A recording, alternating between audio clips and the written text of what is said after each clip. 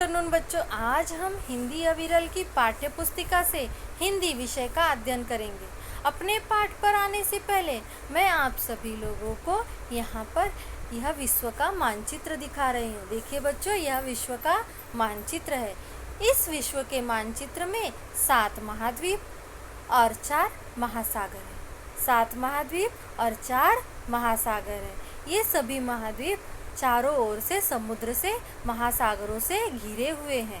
चारों ओर महासागरों से घिरे हुए हैं। बच्चों, इन महाद्वीपों में एशिया महाद्वीप जो है सबसे बड़ा महाद्वीप है। इन महाद्वीपों में एशिया महाद्वीप सबसे बड़ा महाद्वीप है। इस एशिया महाद्वीप के दक्षिणी भाग में भारत स्थित है। देखिए बच्चों, एशिया महाद्वीप के दक्षिणी भाग में भारत स्थित है और जापान इसके पूर्वी भाग में स्थित है। देखिए बच्चों, यहाँ पर 2 चित्र है।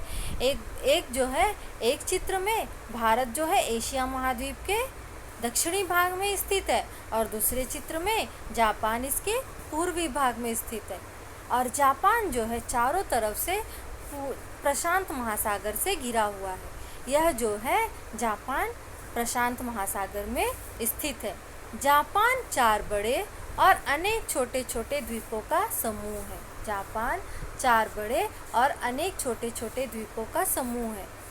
तो बच्चों, आज हम यहाँ पर जापान देश से जुड़ी जानकारी का अध्ययन करेंगे, जिस पाठ का नाम है जापान। तो बच्चों, आज हम जिस पाठ का अध्ययन करेंगे उस पाठ का नाम क्या है? जापान। चलिए यहाँ पर देखिए बच्चों, यह जापान का मानचित्र है। आगे चलते हैं बच्चों। एशिया महाद्वीप में जापान एक ऐसा देश है जो चारों ओर समुद्र से घिरा है। यह अनेक छोटे छोटे और 4 बड़े द्वीपों का समूह है। एशिया महाद्वीप में जापान एक ऐसा देश है जो चारों ओर समुद्र से घिरा है। बच्चों, जो जापान देश है ये चारों ओर कैसे घिरा हुआ है? समुद्र से घिरा हुआ है। जापान के चारों ओर क्या है? समुद्र है। यह अनेक छोटे छोटे और 4 बड़े द्वीपों का समूह है। जो है जापान अनेक छोटे छोटे और 4 बड़े द्वीपों का समूह है। द्वीप बच्चों, द्वीप का अर्थ है जो ऐसा स्थल जो चारों ओर से समुद्र से घिरा हो। सूर्योदय सबसे पहले जापान में होता है। सूर्योदय अर्थात जब सूर्य निकलते हैं, सूर्य सबसे पहले कहाँ निकलते हैं? जापान में निकलते हैं। सूर्योदय सबसे पहले जापान में होता है, इसलिए जापानी अपने देश को निपान कहते हैं। सूर्योदय सबसे पहले जापान में होता है, इसलिए जापानी अपने देश को निपान कहते हैं। वहाँ के लोग बहुत ही परिश्रमी, देशभक्त और ईमानदार होते हैं। कहाँ के लोग बच्चों? जापान के लोग बहुत ही परिश्रमी, देशभक्त और ईमानदार होते हैं। परिश्रमी अर्थात मेहनती, देशभक्त अर्थात देश प्रेम की भावना होना, और ईमानदार सच्चा इंसान, और विश्वसनीय जो विश्वास करने योग्य हो। वहाँ के लोग बहुत ही परिश्रमी, देशभक्त और ईमानदार होते हैं। अपने देश के प्रति देश प्रेम की भावना जापानियों में कूट कूट कर भरी होती है। अपने देश के प्रति जापान लोग अपने देश के प्रति जो है उनके अंदर देश प्रेम की भावना जापानियों में कूट कूट कर भरी होती है। उनके अंदर यह भावना होती है, अपने देश के प्रति देश प्रेम की भावना होती है।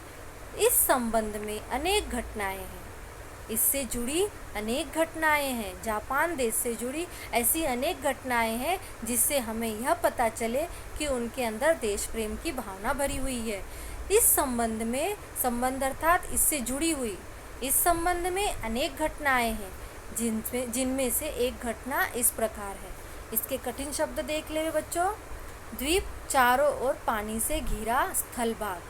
चारों ओर पानी से घिरा स्थल भाग। परिश्रमी, मेहनती, ईमानदार, सच्चा, विश्वसनीय।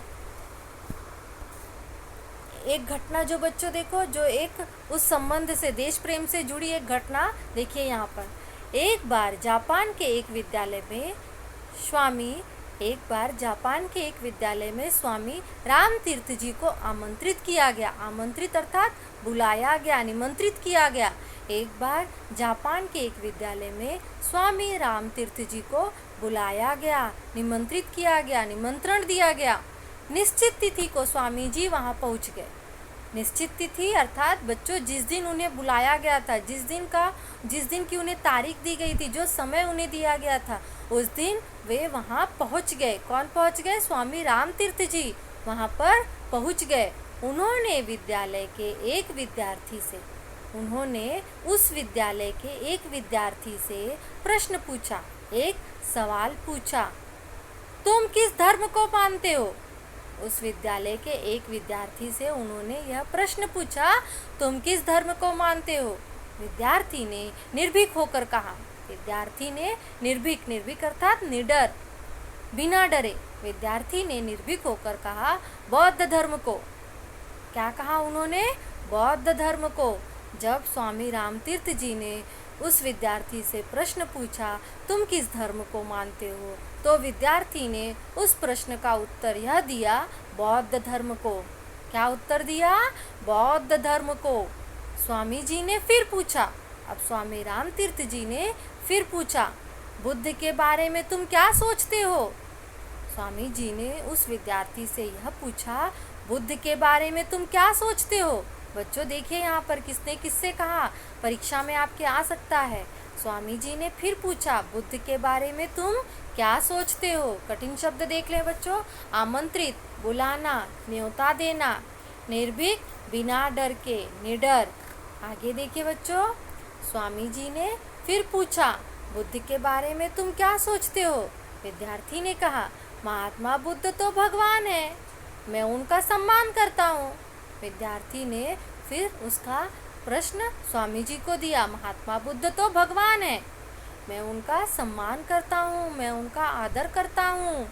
फिर उस विद्यार्थी ने जापानी प्रथा के अनुसार भगवान बुद्ध को प्रणाम किया। जापानी प्रथा अर्थात बच्चों रीति रिवाज, जो जापान की जो रीति रिवाज थे, जो जापानी प्रथा थी, उस प्रथा के अनुसार उस विद्यार्थी ने भगवान बुद्ध को क्या किया? प्रणाम किया, नमस्कार किया, अभिवादन किया। स्वामी जी ने विद्यार्थी से पुनः प्रश्न किया।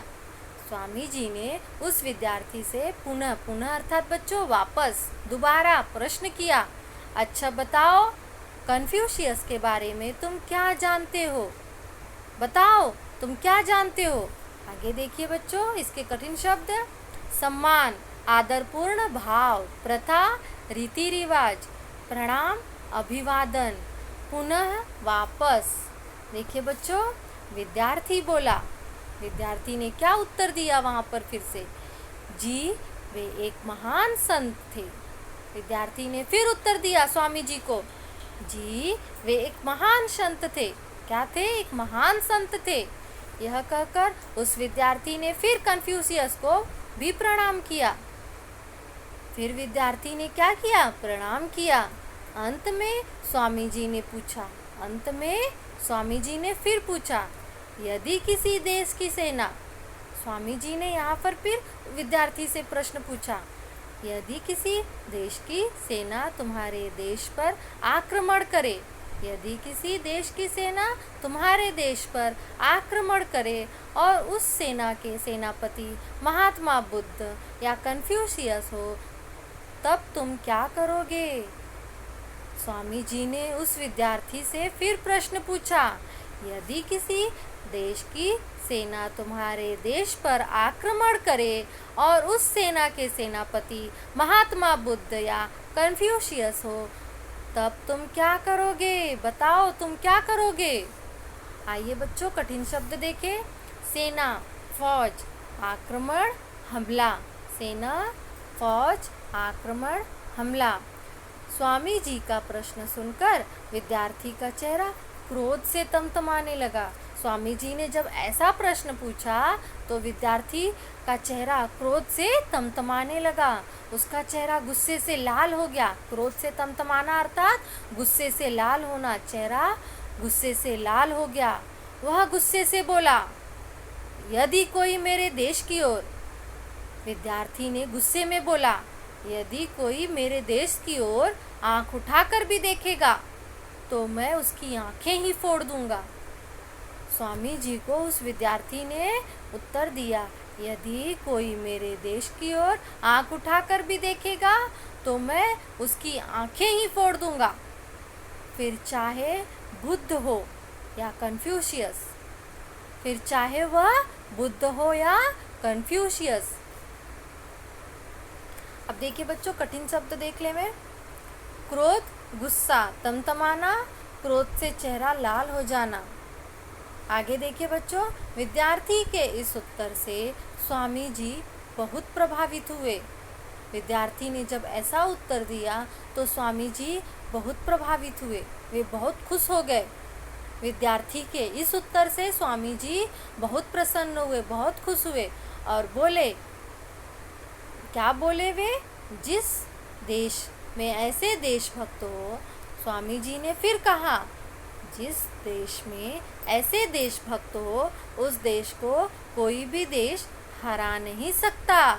स्वामी जी ने उस विद्यार्थी से कहा, जिस देश में ऐसे देशभक्त हो, जिस देश में ऐसा इंसान हो जो अपने देश से इतना प्रेम करता हो, ऐसा देशभक्त हो, तो उस देश को कोई भी देश हरा नहीं सकता, कोई भी देश उसका कुछ भी बिगाड़ नहीं सकता, नहीं हरा सकता।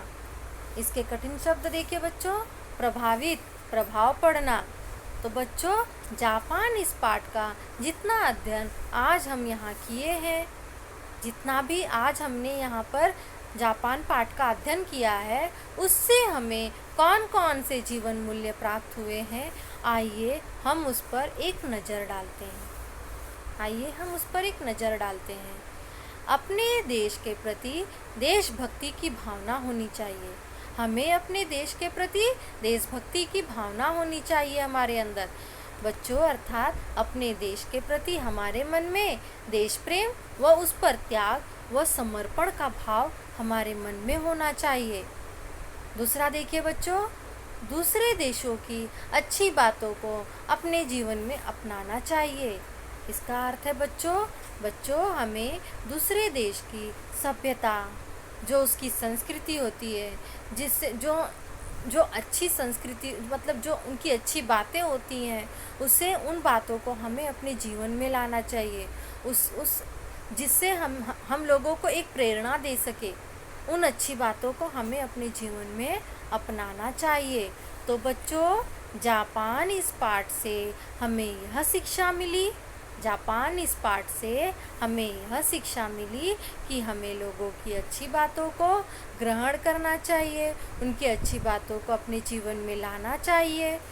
वह अपने देश के लिए देशभक्ति की भावना हमारे मन में होनी चाहिए, त्याग व समर्पण का भाव होना चाहिए। हमारे मन में त्याग व समर्पण का भाव होना चाहिए। हमें अपने देश के प्रति श्रद्धा, हमारे मन में अपने देश के प्रति श्रद्धा होनी चाहिए। तो बच्चों, जापान इस पाठ को आज हम यहाँ पर जितना भी पढ़े हैं, आज आपको बच्चों यहाँ पर जापान पाठ को जितना भी समझाया गया है, मैं उम्मीद करती हूँ कि वह आप सभी लोगों को अच्छे से समझ में आ गया होगा। अब इस पाठ के बचे हुए भाग का अध्ययन, इस पाठ का जितना भी भाग बचा हुआ है, उस भाग का अध्ययन हम अगली कक्षा में करेंगे। इसी के साथ बच्चों, आप लोगों से मैं विदा लूँगी। धन्यवाद।